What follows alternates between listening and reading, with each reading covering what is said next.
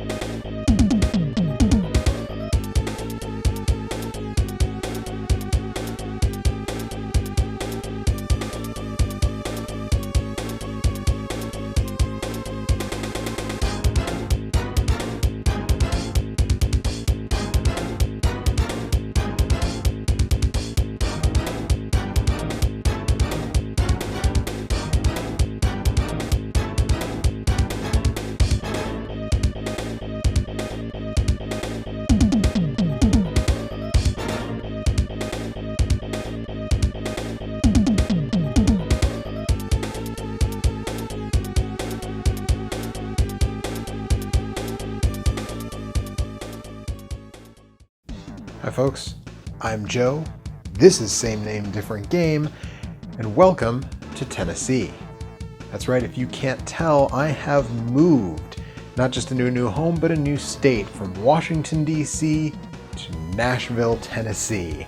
And I've got a lot more space and a great new setup, and I am ready to dive right back into SNDG with an Extra Life donor request and the first Neo-Geo game I've covered on this show, King of the Monsters 2. So let's dive in with a little history.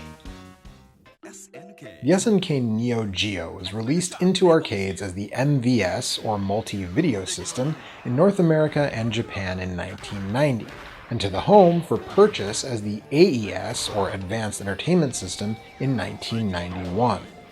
The idea behind the system was a simple one: total parity between the arcade and home systems.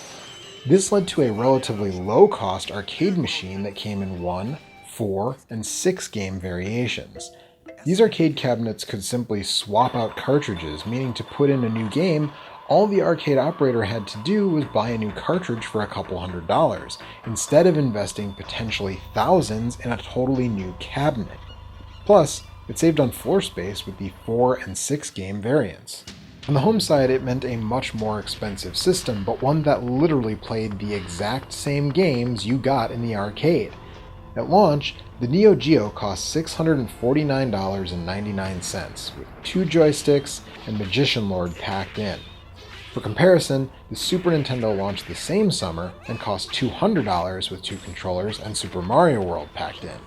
By the end of that year, the Genesis would be $150 with 1 controller and Sonic packed in.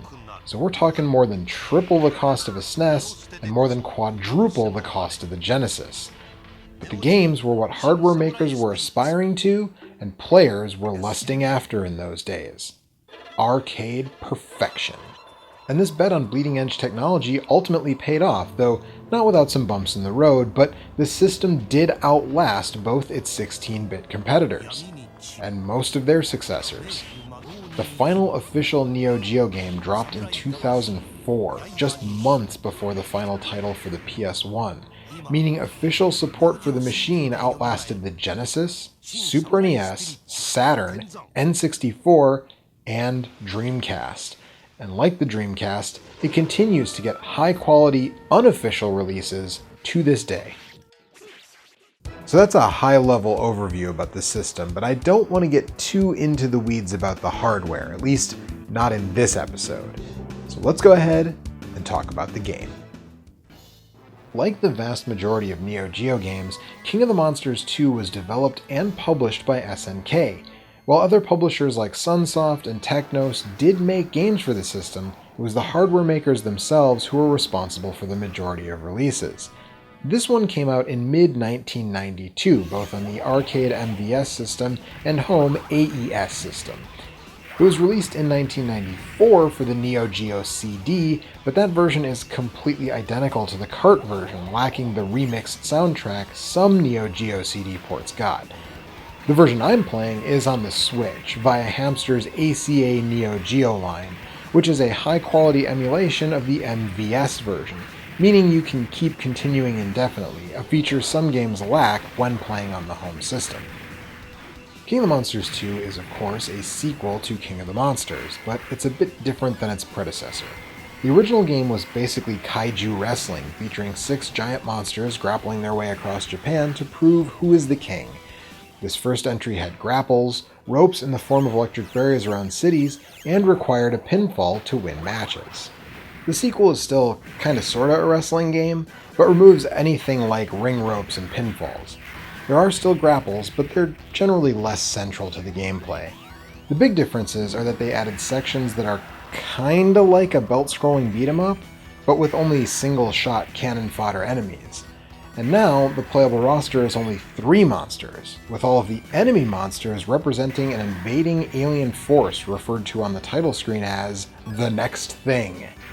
The playable roster is Super Gion, a riff on Godzilla, Atomic Guy, who I think is inspired by Ultraman and other heroes in that mold, and Cyber Woo, a cyborg version of the King Kong-inspired giant ape from the first game. They head out on a world tour to prove Earth is their domain against the Next Thing. The Next Thing being made up of Huge Frogger, which is honestly just the best name for maybe anything ever, Eipholite, a blob-headed stretching monster, Clawhead, who looks like that weird thing from the first Hellraiser movie, Beetlemaster, who doesn't really look like a beetle at all, but who am I to judge, Aquaslug, a skull blob in a giant shell, which honestly sounds cooler than it actually is, Lavicus, who looks like he escaped from the real Ghostbusters cartoon, and the alien leader Famardi, who is, Kawato from Total Recall inside a giant green Muppet? Something? I mean, you can't say they weren't creative with these designs. Honestly, while I get what they were going for with the short scrolling sections, the game could have done without them. They're so short, and the main attraction is battling the alien invaders anyways, though some of the cannon fodder enemies do have pretty fun designs. Every few stages, there's a bonus stage. The first bonus stage is a sort of test of strength on top of a plateau. The second is basically a Galaga bonus stage, but in a brawler instead of a shooter. You know, monsters come in patterns, and the goal is to hit them all for a big bonus. Special attacks in King of the Monsters 2 are done by holding one of the buttons charging your monster and then releasing once your monster starts flashing. Collecting P-icons will allow you to use more specials, and the nice thing is that the P-icons stay when you move to a new stage, die, or even continue. So once you've gotten 2, probably in the first stage, you're kinda set for the rest of the game. And this is important because along with new moves, you also get more health, with each P giving you another bar on your life meter. There are backwards P icons that take away your power, so watch out for those. And there are items that give you health back and bonus points, of course. King of the Monsters 2 is a fun game. Where did this come from? Anyways, King of the Monsters 2 is a fun game, even allowing 2-player co-op to take on the next thing with your friends, but it's not without its faults. Said faults come almost exclusively from the difficulty. I played on the default, which for an MVS game tends to be pretty tough, and this game is no different. The enemies are very aggressive, win grapples almost automatically in many cases, and have an almost preternatural ability to avoid your specials. This becomes a big problem at the end because the final stage is a boss rush that requires you to defeat all the monsters you've faced so far before taking on Famardi. And Famardi is a whole other kettle of monstrous fish. He's massive, and all he has to do is touch you to both damage you and knock you down. Plus, his life bar is huge, and your attacks just chip away at him.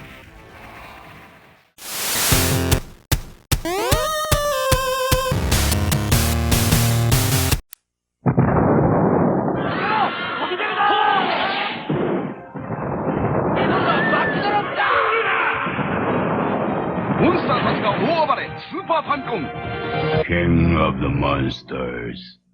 Exciting Neo-Geo! あのモンスターたちがパワーアップして帰ってきた超過激アクションゲーム King of the Monsters 2 SNK.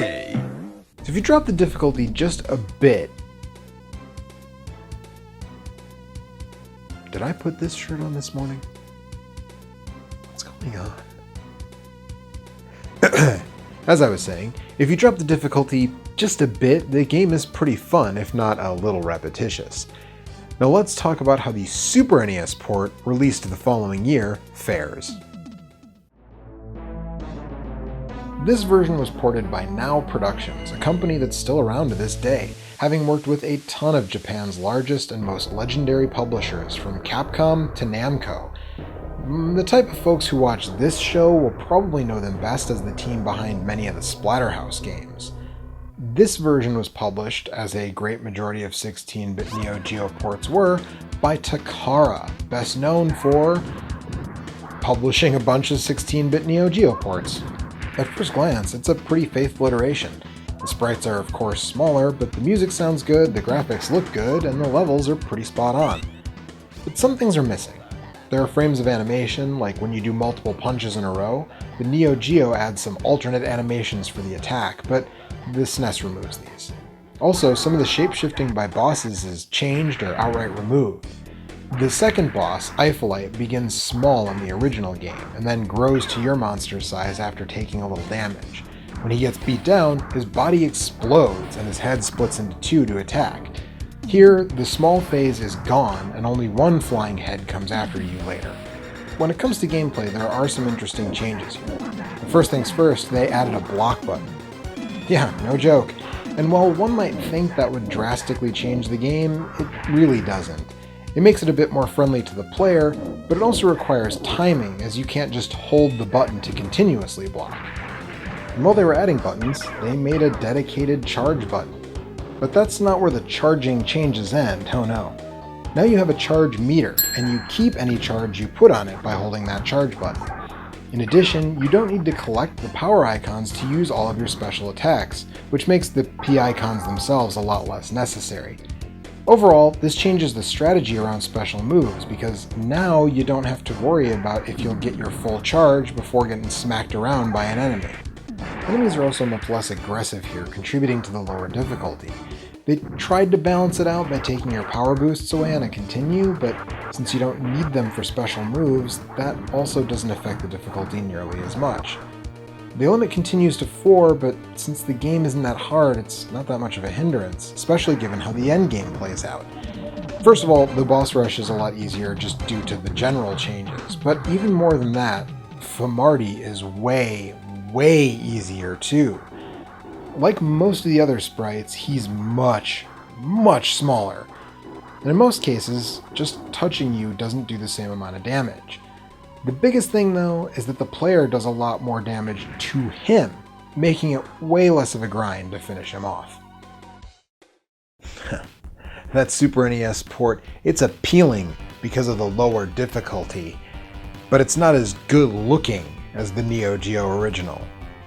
And speaking of good looking and appealing, you had to know that Joey Pink was gonna show up around here, because while you might assume the Genesis version of King of the Monsters 2 is just like the Super NES version, you'd be wrong. No, it's basically a wrestling game. Developed by Japanese shadow developer B-Top, who appears to have had a very cozy relationship with publisher Takara, this version removes the scrolling beat-em-up portions completely, but that's not all. No. It makes all the monsters but that big nasty giant Famarty playable. and in doing so, adds a bunch of new moves and holds across the board, like this triple slam from Huge Frogger. Shades of Eddie Guerrero's Three Amigos, baby! And this also means 3 new stages are added. 3 new arenas, if you will.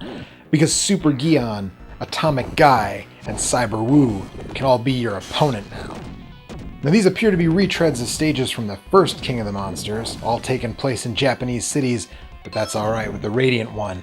Unfortunately, this also means the 2-player co-op, that hot tag, tornado tag, action, is removed from this version, which is a bit of a bummer, but I'll take the trade. The special moves are also done differently yet again. This time, they're command inputs, like Saturday Night Slam Masters, which means they're a much bigger part of the gameplay. Sadly, the power icons are needed once again to access more attacks, and this is doubly annoying because the computer players don't need to upgrade themselves to use all of their specials. But you gotta work up to those big moves, baby. Ring psychology. Still, having the ability to instantly pull off specials rather than stand still to charge improves the game by increasing the pacing. In terms of what's missing, it's a lot of the same stuff from the Super NES game. The same animation frames are gone, the same boss phases are gone, but some more are removed too, since you can play as any monster. Eiflight's head doesn't come off, for example. Unfortunately, there is some additional stuff missing, but none of it is a deal breaker. The other versions all have unique death animations for each monster. Atomic Guy's flesh melts off his bones, Cyber Woo blows up, that kind of thing. These are great finishes for any match, baby. But on the Genesis, they all just fall down to their normal prone animation, and an explosion happens over them, then they turn gray. And that's it. Finally, Famarty himself is missing. I don't know, maybe he jumped ship to WCW. But the final boss rush is gone too, and it's all replaced by a mirror match. And this also means that the bad ending is gone. You see, in the Neo-Geo and Super NES titles, Famarty splits into 10 little jabronis after you defeat him, and if you don't kill them all in a certain time period, you get a bad ending. No Famarty means no little jobbers, means no bad ending.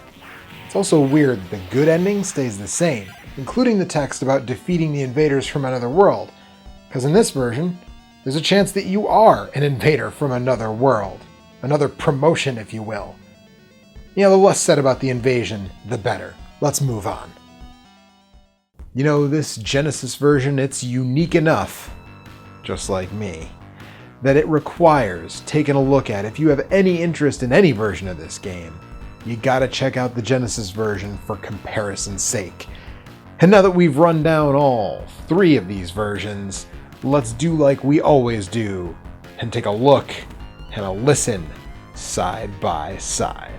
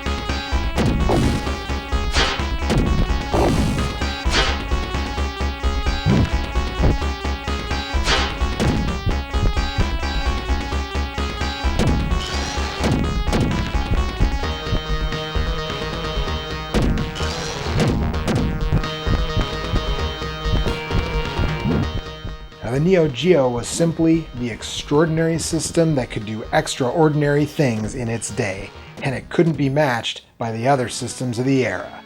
The big colorful sprites can be imitated but not duplicated. So from an aesthetic perspective, it's an easy win for the original version. And that makes it time to give the edge. And you know something on the Stickomaniacs, this is a unique situation where each of these versions does something unique to make it a triple threat at games worth checking out. But if I gotta send one home with the strap, it's gonna be that Sega Genesis version, believe it or not. It's more like a traditional wrestling game, which I'm into. It does its own thing, its own next thing, if you will, and that makes it worthy of the #1 spot. But you know, with that Neo-Geo original being just $8 for a download, you should probably take that one for a spin as well.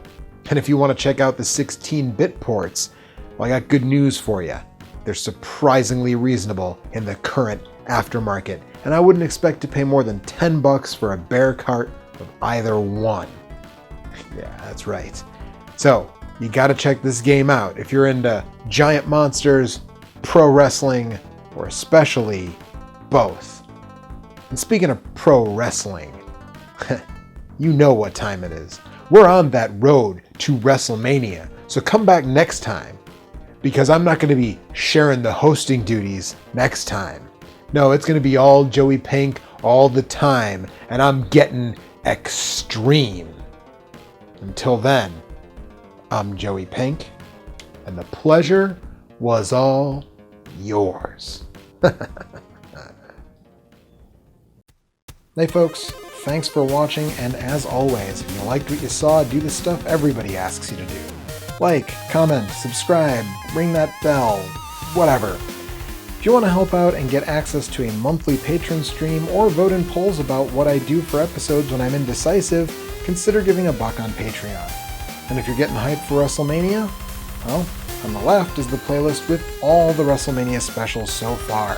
And on the right is a direct link to last year's same name, different game WrestleMania episode about Fire Pro Wrestling, which gives an overview of the series and looks specifically at the GBA and Xbox Live versions, and features my thoughts on Fire Pro World.